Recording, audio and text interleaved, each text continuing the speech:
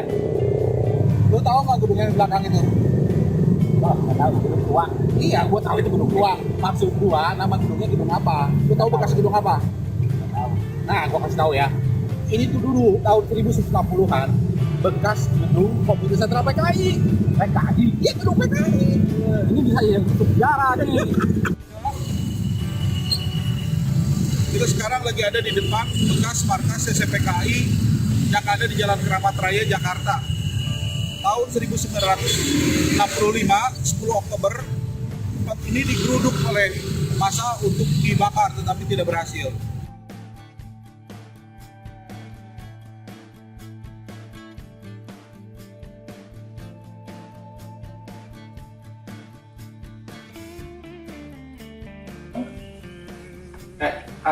Kemarin inget gak bapak yang kita temuin di depan gedung PKI itu? Iya, itu gue juga gak ngerti kan. Waktu itu ya, kita lagi duduk di depan gedung itu, tiba-tiba dia datang kan ke kita kan, terus nanya-nanya gitu. Jadi enggak, jam berapa gitu kan. Nah, terus sekarang siapa sih dia itu? Nah, saya juga nggak tahu, tiba-tiba waktu kita lagi ngobrol-ngobrol itu dia datang kan, nanyain, mau masuk nggak? Mau ke dalam nggak?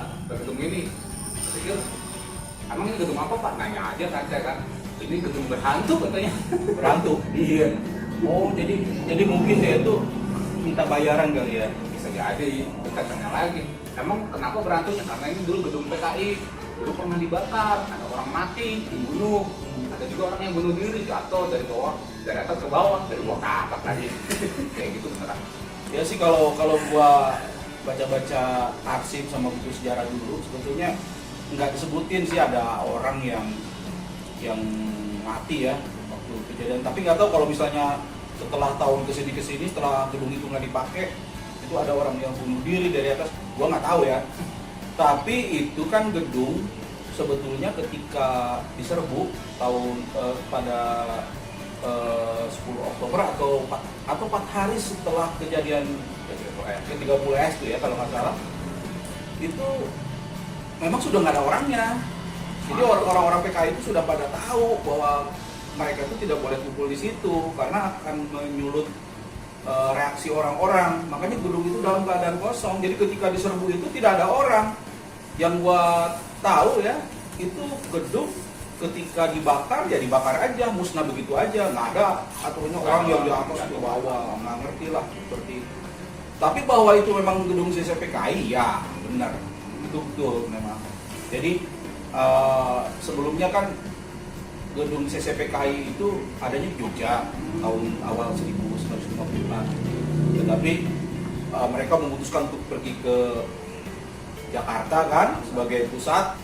Mereka harus ada di situ, ada komite pusatnya kan, komite sentralnya. Maka dibuatlah di situ. Awalnya sih di gang lontar di belakangnya. Itu kan ada gang ya. Itu di sebelah gedung itu ada gang kan. Nah itu awalnya di situ.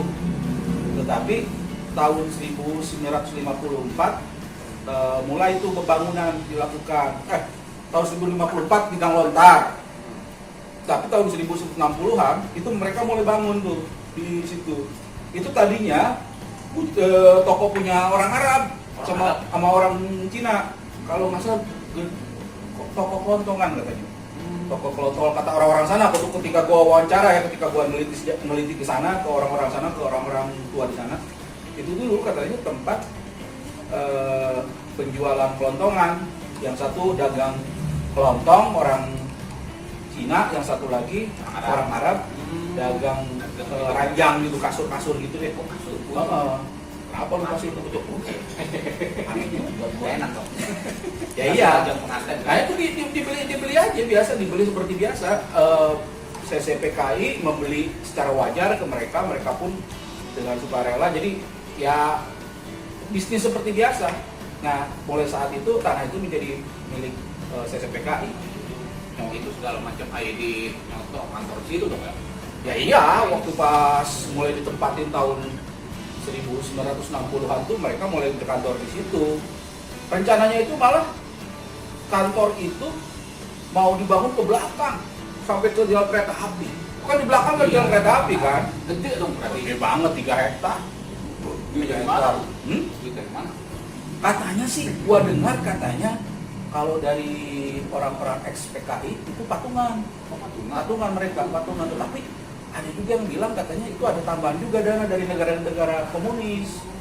Waktu Uni Soviet ngasih duit sekian, terus Rusia, Cina ya, Tiongkok ya ngasih juga. Bahkan ada yang bilang arsiteknya sendiri itu orang Rusia, orang Uni Soviet. Iya emang persis kayak gedung-gedung buatan Rusia, kayak gedung Poland. Ya tapi gua konfirmasi ke Martin Aida ya. Martin Aida itu kan bekas wartawan harian rakyat yang orang yang onderbaunya PKI itu. Katanya itu bukan orang Uni Soviet, tapi itu katanya dibikin oleh Insinyur Sakirman, arsiteknya itu. Insinyur Sakirman itu adalah adiknya Jenderal S. Parman, kakaknya Jenderal S. Parman. Iya, yang pahlawan revolusi itu. Jadi dia bikin tuh. Jadi kakaknya angkatan darat, adiknya angkatan darat, kakaknya itu tentara. Gitu. Ya itu dibikin sama Insinyur Sakirman. Tapi baru sampai rencananya kan itu 6 lantai, tapi baru sampai lantai 4 keburu kejadian, besoknya dibakar, udah. Nah setelah itu ya udah nggak kepake lagi.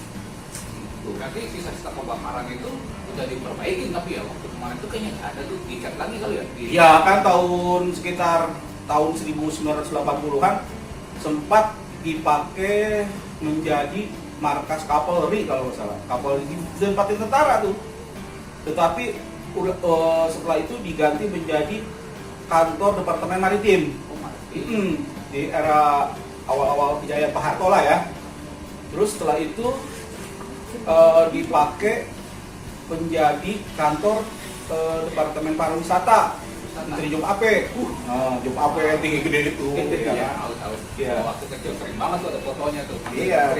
Yang apa mental postal. Mental postal. Jom apa bu? Sekolah kan. Iya. Si Jom Ape itu katanya juga tidak lama kantor di situ.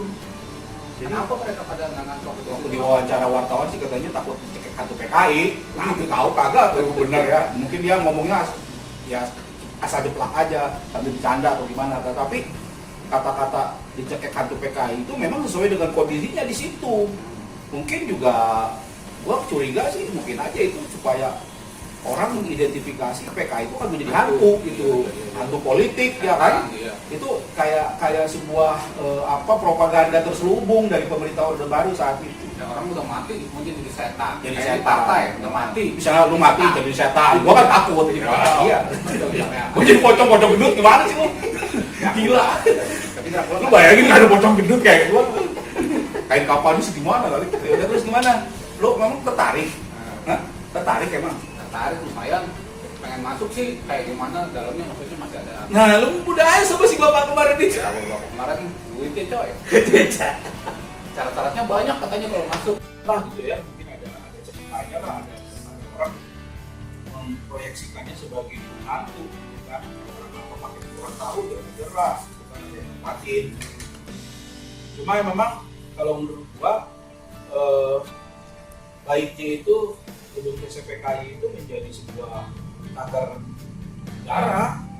sejarah. Jadi ini sebagai sebuah terlepas dari apakah PKI itu memberontak atau tidak, atau dia itu memang dianggap sebagai momok menakutkan atau tidak, tapi bahwa itu sebagai sebuah objek sejarah, menurut gue itu harus kita pertahankan.